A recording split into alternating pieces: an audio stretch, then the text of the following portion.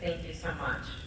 It is my extreme honor to have the opportunity to introduce our next presenter, Joe Goldstein, the founder and president of OCS IT. Imagine a world where your data is not just safe, but harnessed to improve your well-being. Where cutting-edge artificial intelligence is deployed to diagnose and treat with unmatched precision. Well, Joe does not just imagine it, he makes it reality. With over 35 years of experience, Joe's career has been dedicated to the intersection of healthcare and technology. Joe has been at the forefront of transforming the industry and making an impact in our community by educating middle and high school students about cybersecurity and entrepreneurship, as well as a published author of Tech Up or Lose Out, an Amazon bestseller. Joe's innovations have not just changed businesses, he has changed lives.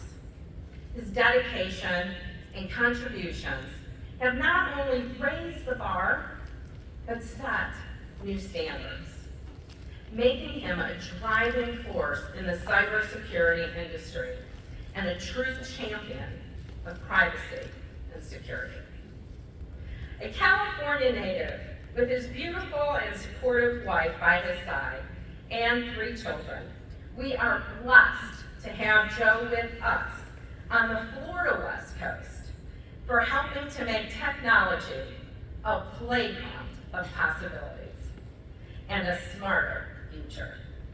So please join me in giving a thunderous round of applause to a true tech wizard, captain of cybersecurity, my dear friend and favorite geek, Joe Goldstein.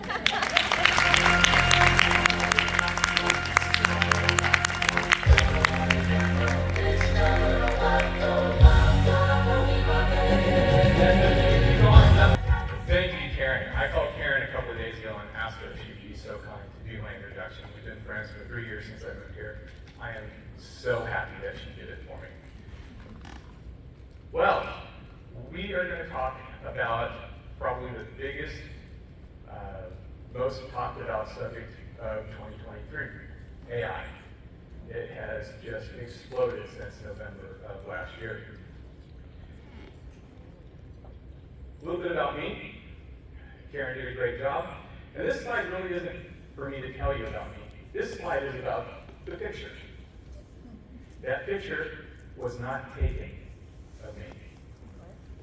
That was not taken by a camera. That picture was created by AI. And it's one of the first examples of AI in my presentation. That came from about 15 or 20 selfies that I sent into a company. They created a number of pictures, and I chose the best ones. Now, as you learn, AI sometimes does not get it right. Some of my pictures, I have 2 different color eyes. True story. Some of my pictures, it just didn't look like me. But there were a handful of really good ones, including Joe for president, that I really like. So this is the first piece of AI that we're going to introduce you to. Henry Ford. If you always do what you've always done, you'll always get what you've always got. And I'm going to roll this right in. I'm going to borrow from John from this morning. Reimagine. Right? AI is going to help you, your industry, a number of industries, reimagine how they do work now. Henry Ford was dead on with his statement. Now I'm going to take you back to the 80s. This is for you, the Gen Xers. Now I want you to think about all the things that start popping up. Think about how we use these today. We have a calculator. Everybody remember Fred Willard, the weatherman? We have a cassette player, telephone, a modem, so you could dial up your local BBS, a 35mm camera. Let's see, an alarm clock, That cell phone in 1983-84 is the equivalent of $10,000 today. Video camera. My dad had one of these. It took nearly a car battery to run it. It was portable. If you didn't have a plug, though, it took a lot of juice.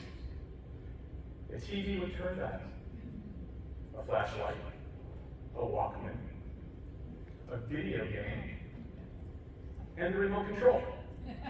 Now, that's not me, but I think I had that shirt when I was that age. All right, now, for those of you who figured it out, hold up what I'm talking about. Somebody, there we go. Exactly. Did you know that you wanted all that on a cell phone before Steve Jobs introduced the first iPhone in 2008? And that brings me to my second quote. A lot of times, people don't know what they want until you show it to them. And that is really how AI is opening a lot of people's eyes. We really don't know what we want to do or how we want to use it until we start to use it. So, real quick, high level, artificial intelligence in a nutshell. Data-driven, automated decision-making, natural language, and predictive analytics. AI is the intelligence. So AI is the intelligence behind the plethora of applications that you're seeing today. It is not conscious or ethical. I want you to keep that in mind. It's not infallible. It is not creative. We use it for a lot of creative needs, but inherently it is not a creative tool. It is prone to errors, prone to a lot of errors. It is not fully autonomous. It takes a lot of people to keep that engine running in the background. It is not coming for your job yet. It's not a replacement for human workers entirely. And it's not just ChatGPT. How many of you have used ChatGPT up to now, right? Raise your hand. Keep those hands up that group. How many of you used more than ChatGPT? How many knew there was something more than ChatGPT? A few of you. There's a ton out there. So this is just a small sampling of some of the applications that are available today that use artificial intelligence behind the scenes. Now here's a little bit of history about AI. And this starts in 1998. So let me set the stage here. That 0 line, that is the baseline for a human answering questions. The negative 100 is where AI starts with its learning. Now from about 1998 to around 2010, the learning curve is pretty steady, pretty gradual. Starting around 2013, 2014, it becomes exponential, and around 2016, 2017, it goes vertical. And by 2016, 2017, AI is performing better than humans in all the areas. We expect this to continue to grow. We expect AI to continue to get smarter. Now, that's not to say that it's going to take over, but AI is going to become better and better as time moves forward. This is how much has been invested in AI over the years. Again, a steady climb, and then in 2021, it's skyrocketed. Now, with what happened with the economy, it's dropped back down, but it's still well above where it was traditionally. People continue to invest in AI. And what's really interesting is that it's expected that by 2030, $15.7 trillion will be driven into the global economy. That's interesting. What's really interesting is that 6.6 trillion, 42% of that growth to the global economy is from increases in productivity, not in cash. That means it's expected that we are going to be able to enhance our productivity by 40% leveraging AI. This survey was done in 2023, Q2, so this year, asking leaders where do they see AI in their organizations.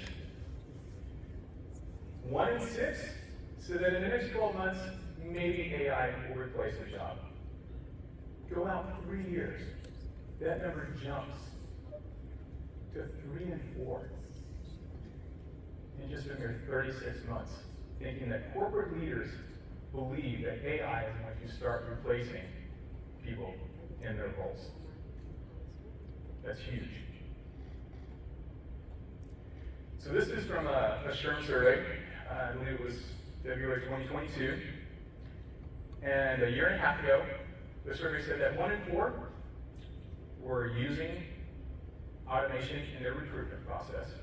Now, I've talked about automation and recruitment at other HR presentations, and it makes HR people's eyes, they start to twitch, and they start moving in their seats, and they get really, really uncomfortable. We're going to talk more about that today. 1 in 5 plan to start using to increase their automation of AI and performance management. So, a year and a half ago, 79% of those surveyed were already using it in their recruitment and hiring. 41% development performance, and then a little bit less in performance management. So we're going to kind of talk a little bit about those top 3. Recruiting and hiring, ChatGPT is awesome at creating job descriptions, copywriting, creating visually attractive posts. That's going to be part of the demo a little bit later on in the presentation.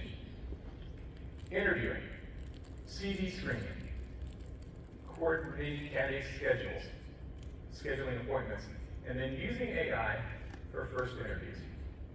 Now, and I had this conversation last night with some of the folks here, and that is, how many of you have made a hiring mistake? I'm not even HR, and I've been plenty. I've been a hiring manager for 20, 25 years. How many of you think that you did an interview and maybe missed out on a good candidate? Right? We all have. Why is that different with AI?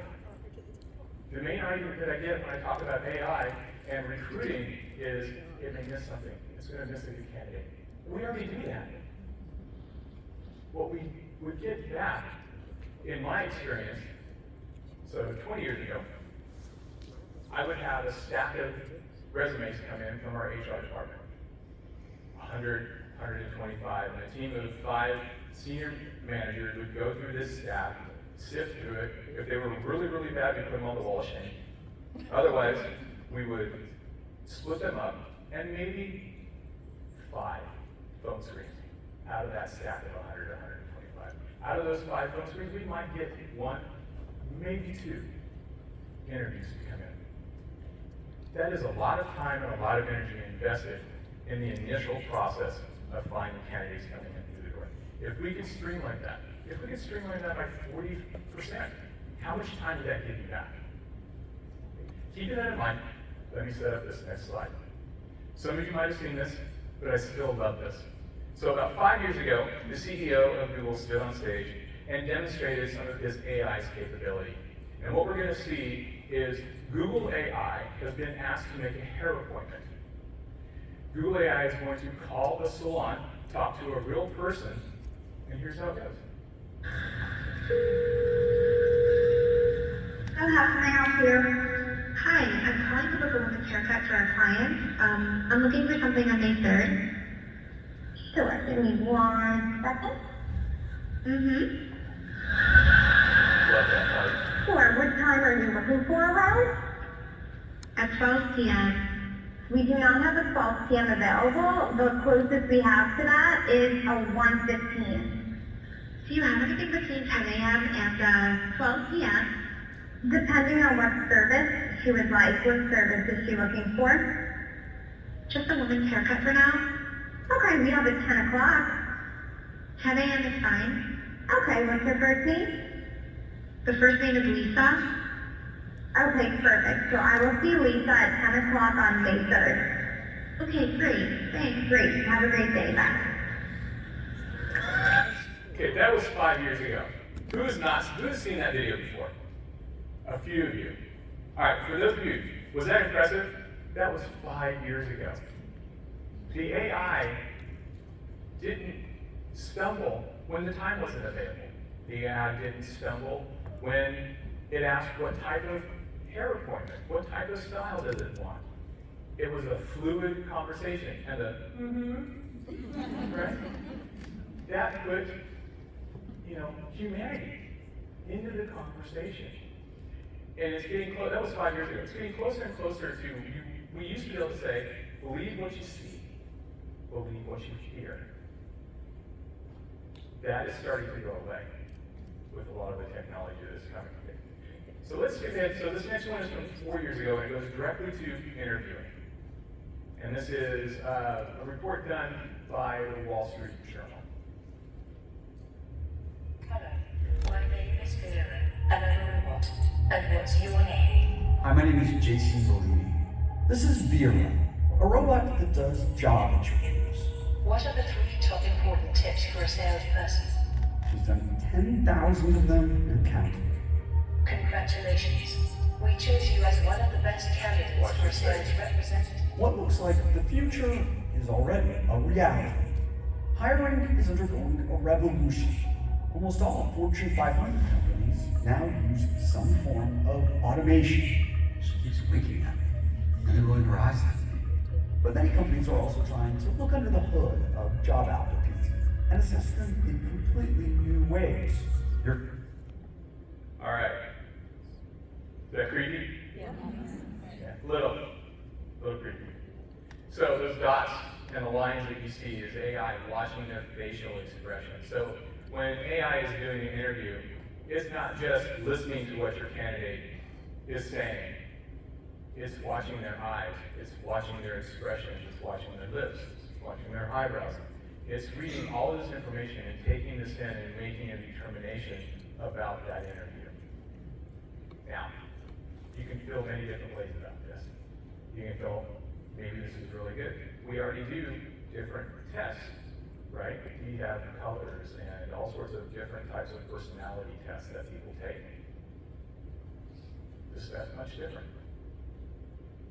AI is making those determinations. This can help streamline the interview process. Can it do it all by itself? Does it need intervention? Yes, it would need a lot of help and defining what it is you're looking for. This was 4 years ago. This technology now is 4 years more mature and is being used widely in big corporations. Let's talk about development and performance. So this next demo that I'm going to put up was creating an onboarding video. How many of you have an onboarding video for your new employees? Anybody? You? Okay.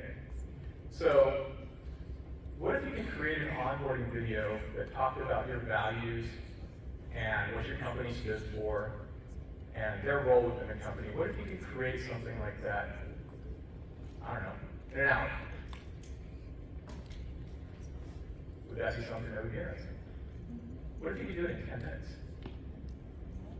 Right? Where the theme is saving time, getting time back. So we also have training employees according to the learning preferences. I don't have a demo on that, but that's another really key area that you can concentrate in on not training every employee the same way, because not everybody learns the same way. AI can help you determine how your employees learn and build that program specifically for that employee. So, creating an onboarding video. This is what we did. What you see in green, that was the interaction that we took. Everything else in black was done by AI. So we decided that we were going to create an onboarding video for McDonald's. Right? So we went and we looked up, did a search, found McDonald's website that talks about their values. So we took that out and we asked it to create a 1-minute video for newly hired McDonald's employees, introducing them to the company's mission, values, and foundation. Then from there, we cut and pasted each of those. We cut and pasted the mission, the foundation, etc. Now, I want you to pay attention to everything that's in bold. Serve, inclusion, integrity, community, and family. Keep in mind that we had no input on the script that you're about to hear. Here we go.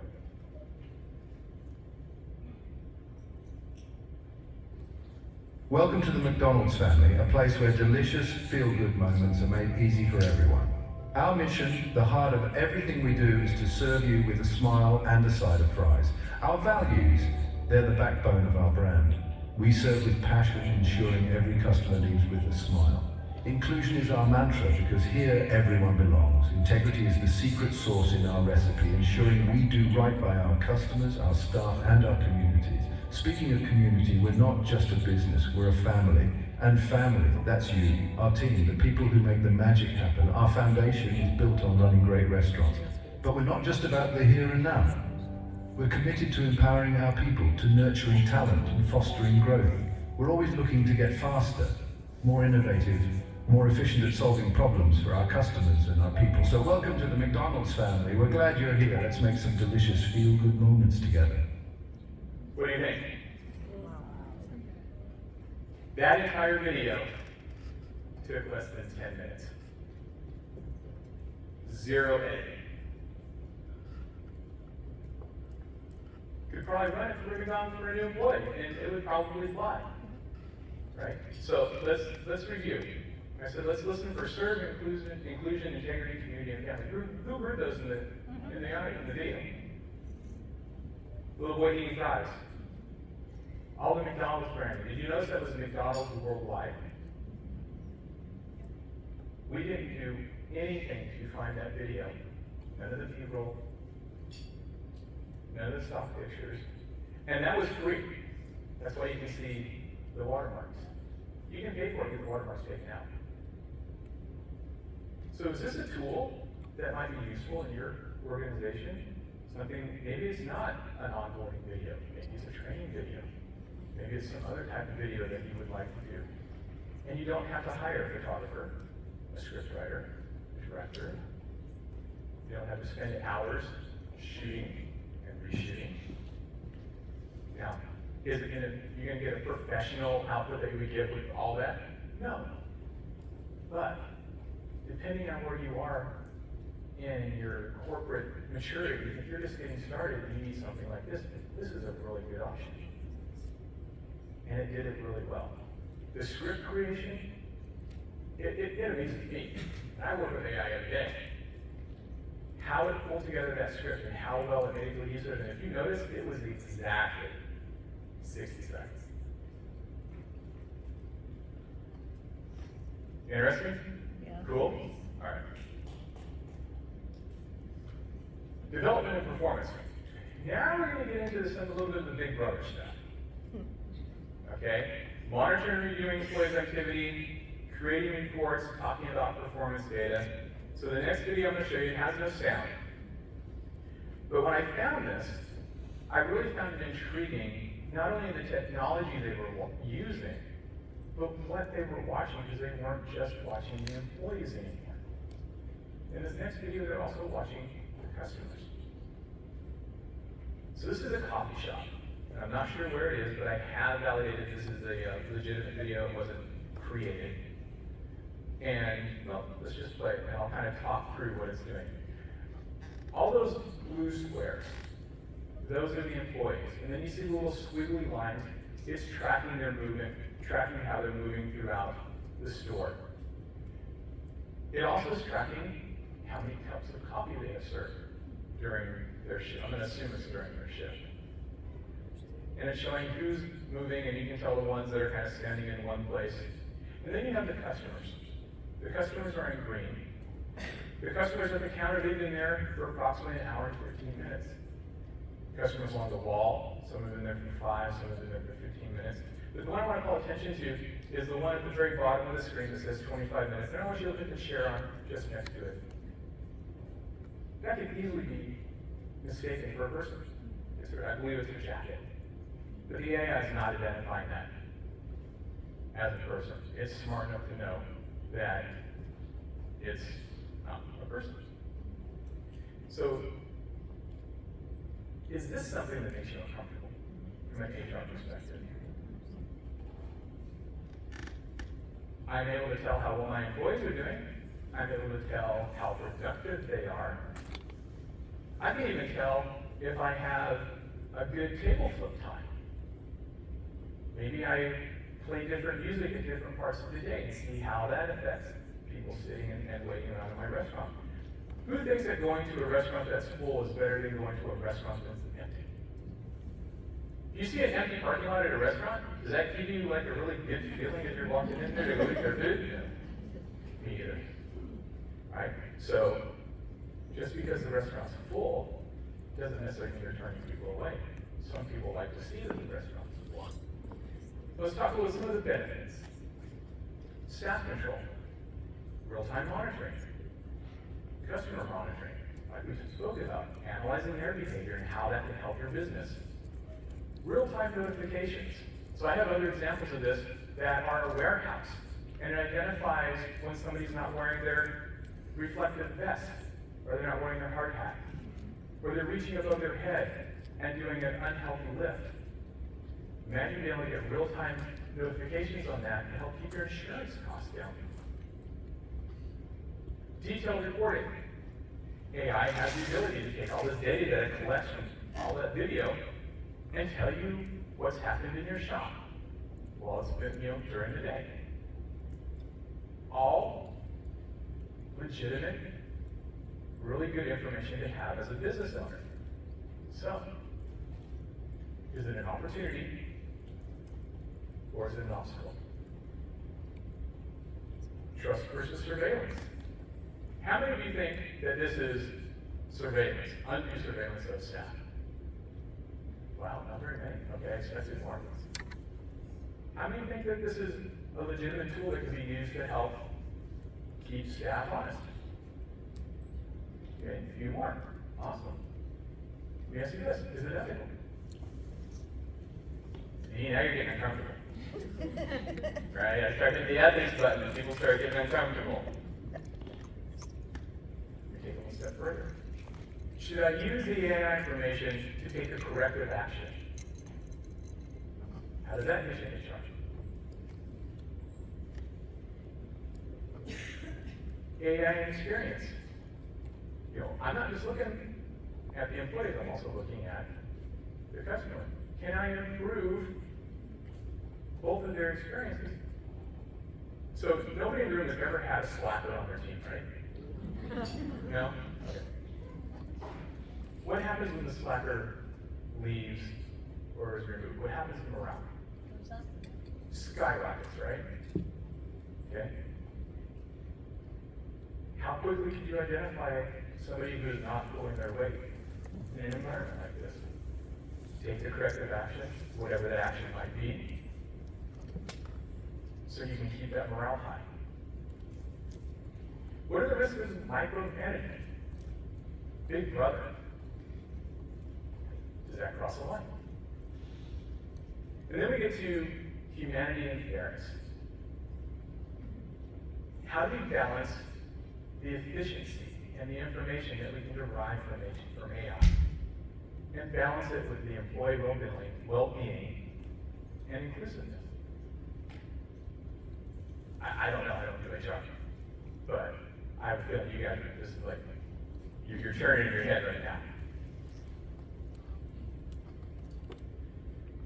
So the next topic that I'd like to talk about is bias in AI. Now I know from talking to HR professionals that bias is something that your group, your industry deals with a lot and really spend a lot of time training and learning about. I'm not going to pretend that I understand all that, but I can show you in a very simple way how bias is introduced into an AI learning model. So let's say I have an AI that knows nothing today, and I want to teach it about superheroes. Who doesn't like superheroes? So I'm going to teach it about Marvel. So in Marvel, I'm going to teach it about Iron Man and Captain America, Captain Marvel, Black Widow, Spider-Man. So now it knows all about the Marvel universe. But you know who it doesn't know about? Superman, Batman, Wonder Woman, Flash, Supergirl. Those all come from another superhero universe. It comes from DC. So now I have to train about DC, so I have a full collection of superheroes in my AI database. But even that doesn't do it, because there's a whole slew of independent superheroes that exist that this AI would not know about. So when I started to query and started asking questions about superheroes, the only results I'm going to get back are related to Marvel or DC. And this is a very simplified version of what's happening in all the language models right now. Depending on how the language model was trained, is the type of results that you're going to get back. So this is more of a heads up that as you start to use AI more and more, to really be aware of the possibility of bias in the results that you're getting, because there will be. Here's what I bet you haven't heard of before. AI hallucination. Anybody heard that term? One. All right. AI hallucination. Basically it says, AI returns back incorrect, nonsensical information, gibberish. Let me give you an example, a real life example that happened to me and my wife a few years back. So about 8 to 10 years ago, we bought a fancy new truck, Ford F-150. Had this automated cruise control function that I didn't know that I needed until I got it. I never had it before. Loved it. Now it's something that comes pretty much standard with a lot of cars today. Back then, it was an extra. So, started using it all the time. One day, we're flying down the highway at 75, 80 miles an hour. I know it wasn't Florida, because that's like going in the slow lane here. But we were cooking down the highway, and we came up on one of those tanker trucks, one of those big shiny ones. It looked like it's made out of stainless steel, and if you catch the sun off it the right way, it blinds you as you're pulling up on it, one of those. We get close to this tanker, the truck freaks out. Lights start flashing, alarms start going off, and the truck slams on its brakes. We go from 70 to 40, 45 in an instant. By the grace of God, nobody was behind us, because that would have turned a scary incident into a really, really bad day. Turns out that the automation in my truck, its kryptonite was shiny, round metal objects, like a tanker truck. It happened more than once. Through a little bit of research and a little bit of time, we came to find out that this was a known issue. We had to take the truck in, had to get the software updated, so it would no longer slam on its brakes whenever we passed a big shiny truck. That is an example, a dangerous one, but that's an example of AI hallucination. Another one that you might run into is, I'm asking ChatGPT for results. In my case, I'm writing a program, writing little scripts, and it will generate the entire script for me. I can cut and paste, I can run it. Well, it'll throw an error, so it won't run right. So I'll cut and paste that error into ChatGPT and ask it, why did I get this error? And it'll come back and say, oh, I'm sorry, that's not really a command. I made it up. Try this one, this is the real command.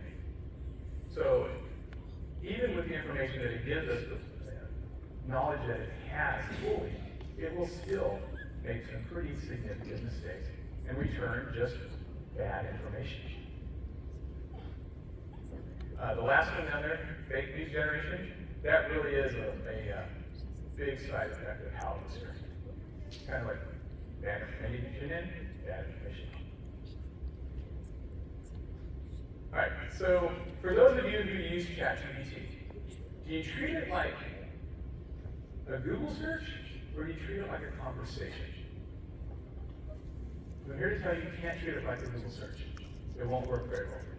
ChatGPT is like sitting across from the smartest person you know and having a conversation back and forth, iterative, to help improve the results that you get. To help with that, prompts are key, because every time you start a new conversation with ChatGPT or with most AI, it's an infant. It knows nothing, it has no context, it knows nothing about the world. So your prompts, what you type in and ask it, give it all of the world that it knows to make the decisions of how it responds back to you. So your prompts need to be clear and specific. You have to guide the focus of AI. by being very specific with the information that you give it. You have to contextualize the query. So, relevant details, background information to provide context for AI to respond back to you. Iterative refinement, that's the back and forth. It's not asking a question and move on. This entire presentation has a ton of AI interaction in it that we've talked about. Even a lot of the slides, the iterations on getting the right words and how we want to present it will run through ChatGPT to get the wording just right. And those conversations could be several iterations long. So what constitutes a good prompt and a bad prompt? So here's an example of a poor prompt. Give me some HR activities for my team. It's vague, really vague. So the better prompt, provide 10 ideas for team building activities in the corporate world that a human resources manager could implement, focusing on promoting collaboration and communication. If you use that prompt, you are going to get back a very focused, refined answer. Now, you may not stop there. You may want to get more information of what it returns, but that gets you started in the right direction. It gives it context. It gives it detail so it knows what you're asking of it. There's 3 others on here. Please feel free to take pictures. It's all really designed to help you start writing your prompts better, because that's how you're going to get better response out of ChatGPT specifically.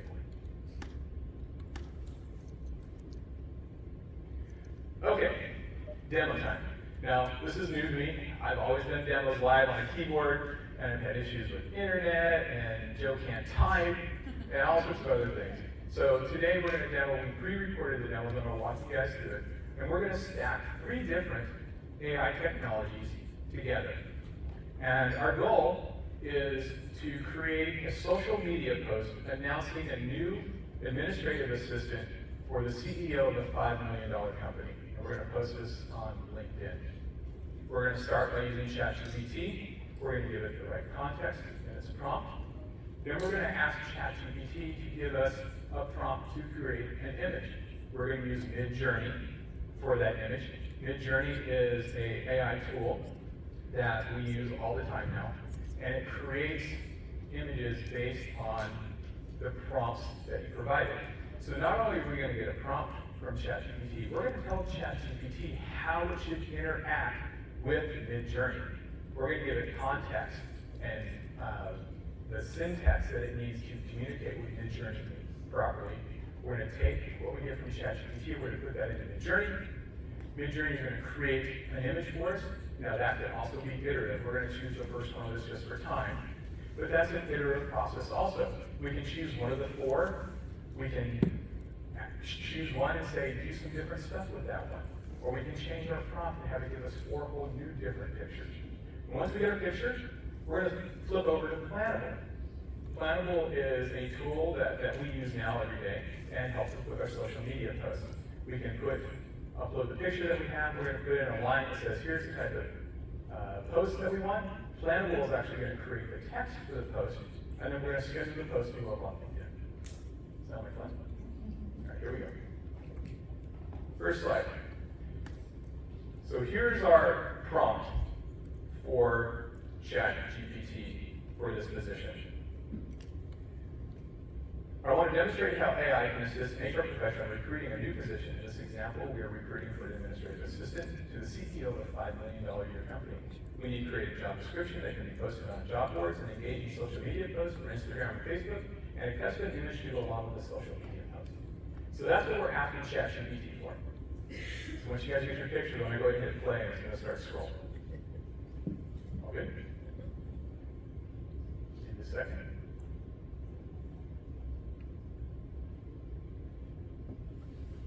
All right, here we go. So we go ahead and do this, and we hit enter. And now you're going to watch ChatGPT scroll, and this is the response that we're getting back from it. This is the job description that it's providing for us with responsibilities, qualifications, how to apply. Now it's starting the social media post. Now obviously some of this would have to be edited. especially the how to apply, because we didn't tell ChatGPT how to apply. So now this new post, what you see being cut and pasted in there, that is us telling ChatGPT how to interact with Midjourney for the picture that we want. Looks a little complex, a little wordy. I'm happy to give this to you if you'd like it. And then at the end, we ask the user what kind of concept they would like. So from that, we tell ChatGPT what kind of picture we would like Midjourney to create for us.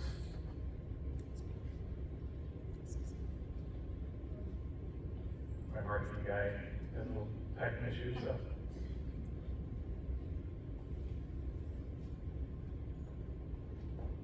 So you can see kind of what we're asking. We're asking for some details, how they're dressed, where they're at. So this is the prompt that it gives to us that we can copy and paste into the Midjourney tool. Okay, so this is Midjourney. Don't let it scare you. And we start every Midjourney query with Imagine. And then after Imagine, we put in the prompt. So ChatGPT created that prompt. We're cutting and pasting that into Midjourney. And we're going to hit enter. Now this portion takes a little bit of time because it's actually going out and creating these images from scratch along with tens of thousands of other requests that this program gets every second. So here in a minute, you're going to see images start to appear. They're going to start blurring, and they're going to get clearer and clearer and clearer. And this is Midjourney creating these pictures.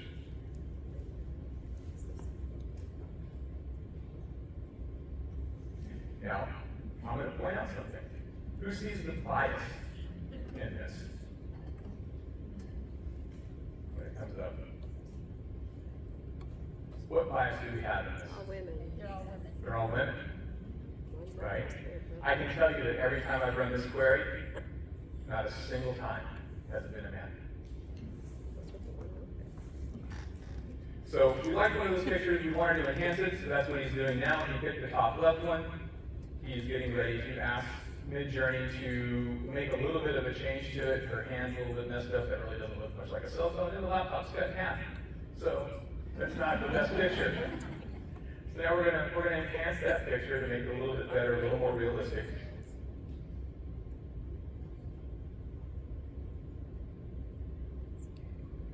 And what we're gonna get is we're gonna get 4 versions of that one picture that we just chose. And here they come.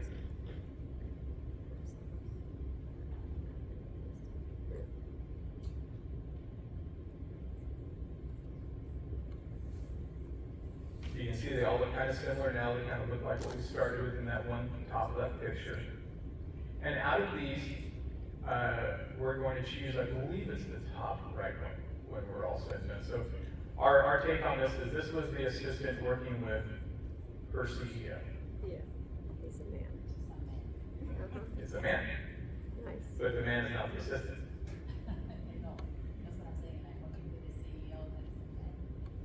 Maybe Again, you go back to bias, right? Maybe it's the other way around. It could be. Should be. All right, so we chose this picture, and we're going to download it. And that's going to become the picture we use for our social media posts. So to recap, we started in ChatGPT. We asked it to give us a description. We asked it to give us social media posts. It gave us the description that we can edit and use as our job description going forward. We told ChatGPT how to interact with Midjourney to give us a picture. We took that. We took the prompt that ChatGPT gave us. We put it into Midjourney. We went through 2 or 3 iterations in Midjourney. Now we have a picture that we're going to use in the next demo, and that is to create our post. So here we are in Plannable. So we're going to pick a date, and we're going to upload the picture that we had. We're going to cut and paste. That's our prompt. That one line is the prompt that we're giving to Plannable for the post. And we're going to hit continue. And what that tells Plannable is take what I gave you and create a post out of it.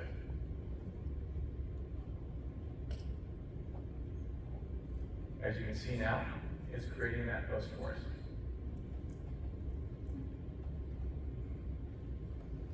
edit it if we want. We can use it just the way it is. So we hit add.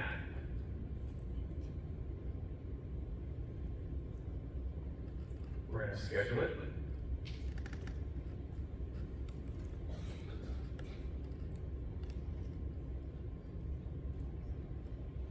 And now it's ready to post on my LinkedIn page.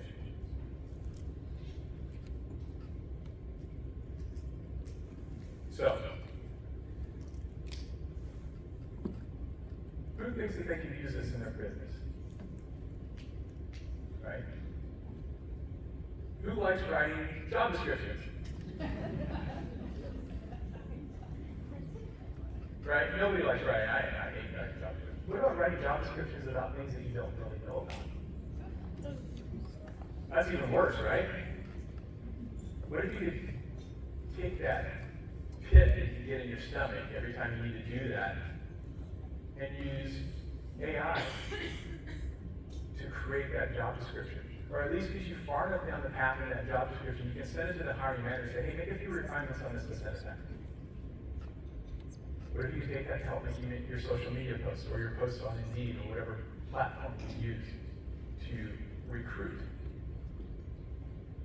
It's not replacing the HR process. It's not replacing the HR employee. What we're doing is we are working to lighten the load on you by giving you tools to make you more efficient. To let you do the other stuff that's probably a lot more important than writing that job description or that job that you really don't know a whole lot about. Right? All right, some closing thoughts. I wanted to leave a little time. Inevitably, I always have a lot of questions when I do these talks, so I wanted to leave a little bit of time at the end. The amazing technology is here, and it is truly amazing. A year ago today, not a single one of you heard about AI. At least not in the form that it is today. And in less than 12 months, it is something that has honestly taken over in a lot of areas as far as what can we do with it. The tech is here, it's incredible, it's only going to get better. The goal is to collaborate without losing your connection. It is possible. We can collaborate with the tools and not lose the human connection. We've done it with a multitude of other tools already. Now we just need to learn how to do it with a tool that is able to really pour gasoline on the fire of us being productive. I use this to disrupt, and I'm going to use it again. It's up to you guys to find the balance and keep the human in human resources.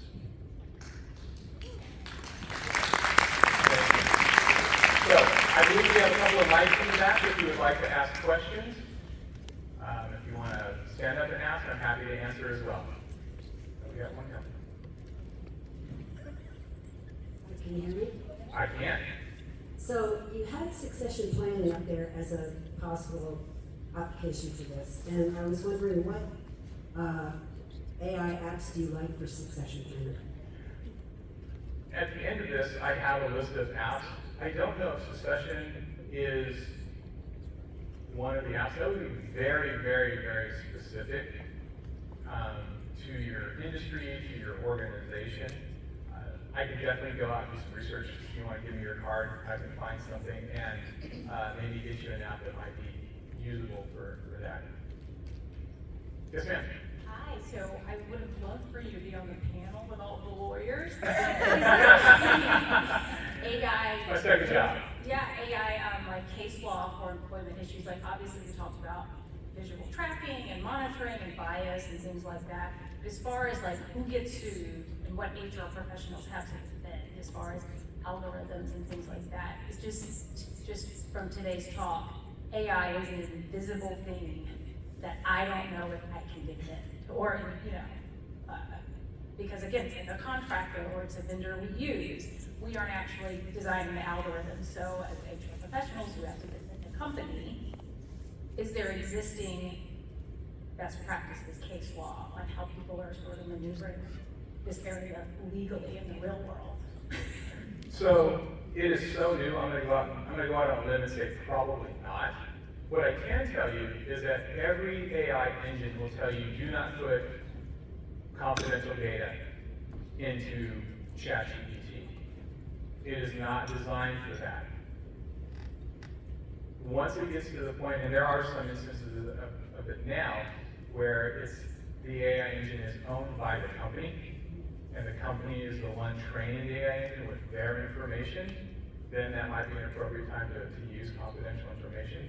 But I would venture to guess, I'm not an attorney, but I'd venture to guess that there would be very little, if any, case law on this, just because it is so new. Now, I know that there are some early stages of litigation from authors that are suing ChatGPT and other similar engines for how it's using their books and the stories, their creative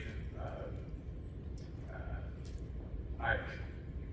And those are in the really, really early stages, but that's a little bit different than what you asked about. I think we'll see that as time goes on, but every engine will tell you don't put confidential data in here. It's a little more generic, so you need to be careful what you're feeding it. The other thing that we have seen is we've seen actual attorneys get in trouble because they turned in briefs that were created with AI, and the brief information was completely wrong. It was a hallucination. It was an example of hallucination, and the brief was completely wrong. Yes, sir. Hi there. First of all, great presentation. Thank you. I'm a little bit of a geek, so I'm Me playing. too. We barely noticed. I've played with AI a bit before, but my question is kind of, what do you think, or how far off do you think we are from the point where AI is kind of going to be used to tailor its own prompts to be even then more efficient in self-feeding prompts for us? That's already right. So, let me, in fact, hold on, I will show you.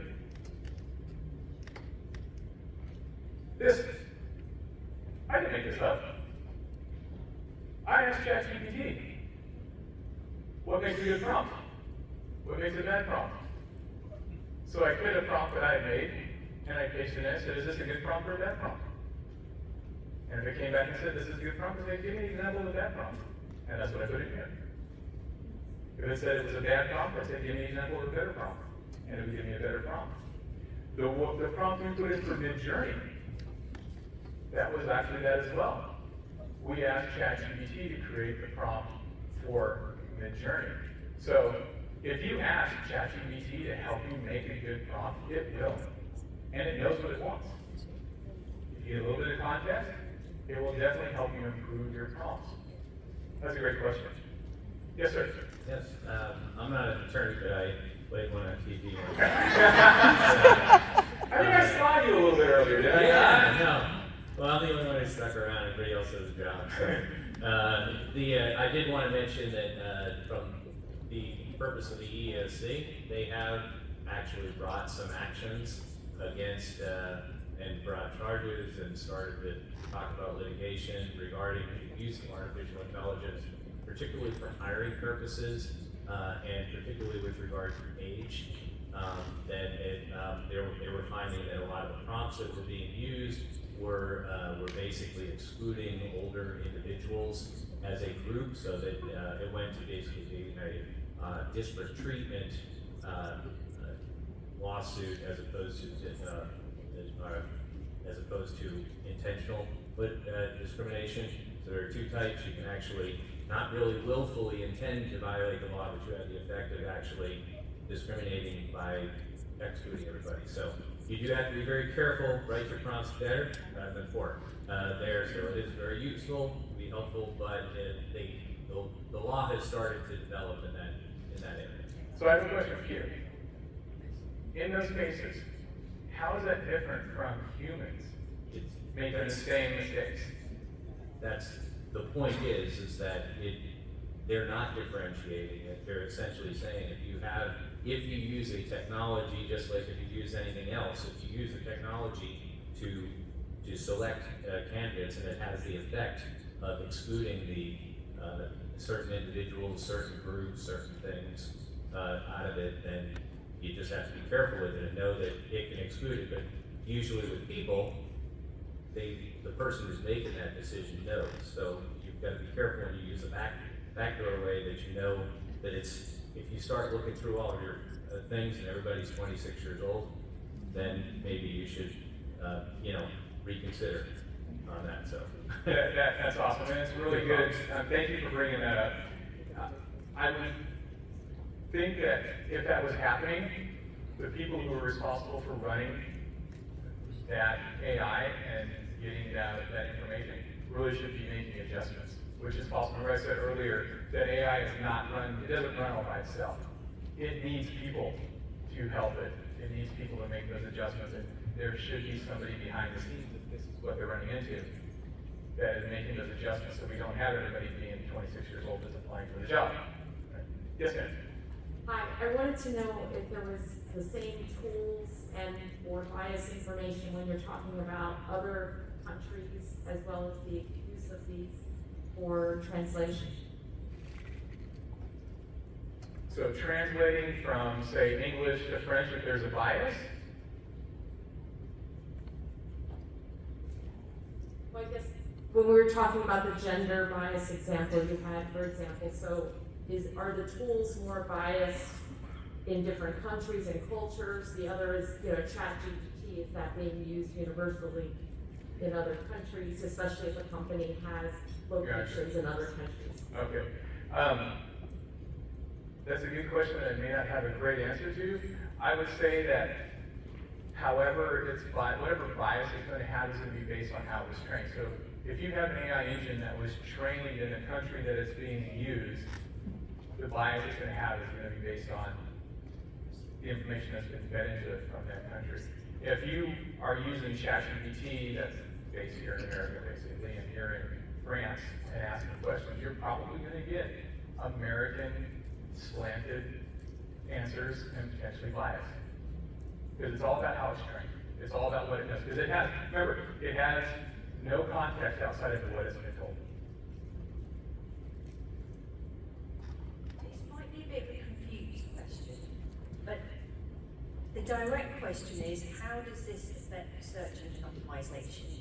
The reason I ask that question is when you play it back, you've got job boards with aggregators, you've got jobs being posted, and now you've got something like ChatGPT. My head's kind of going, the SEO industry is in trouble, right? I don't know.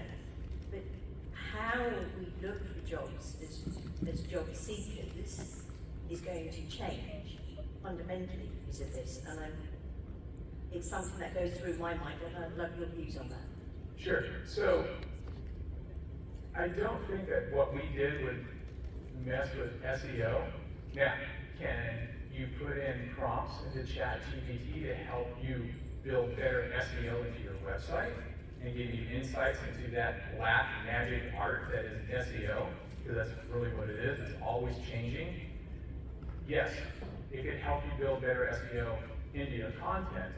And you could even, in your prompt, if you wanted to, say, as you're creating this, create it so it creates good SEO for me. So you could ask it to include that in, but it's not inherently going to change how your SEO works. And SEO is search engine optimization, for those who don't know that acronym, and that's how Google and Bing and others determine what page comes at the top of your search every time you put a search into Google. And it's something that is very important to a lot of people because that's important to be on the first page because nobody goes to the second page, right? All right, I got about a minute left. I want to talk a little bit. There's some of my information if you want to reach out. I'm happy to chat about ChatGPT, AI. In my real job, I'm a cybersecurity and HIPAA expert. So if you have any kind of cybersecurity questions or questions on HIPAA, happy to answer those as well. I also have at the HRCollier table a bag, an orange bag there for cards. I'm giving away a device called a Plod Note. It hasn't been released yet, but the Plod Note will record a conversation, will record a meeting, will feed that information into the AI. You will get a complete transcript of the meeting, highlights of the meeting, tasks, bullet items, to-dos, all automated. And so I have a plot note with a 1-year subscription. Once I get it, should be sometime in October. I want to thank you so much for having me. It's been my honor to stand up here and talk about something that I'm really passionate about. My name is Joe Goldstein. Thank you so much.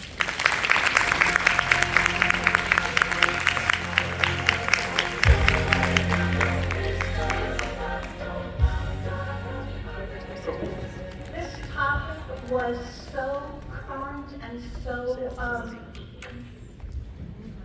timely. We could stand around and talk about it all day because there are so many parts and pieces to it and going in so many directions. We're going to take another 15-minute break. Don't forget to visit your sponsors. Coleman Hauser, Taylor, I can't get all of the partners' names, but they have a beautiful, beautiful orchid on their table that they are giving away. So make sure you stop by and drop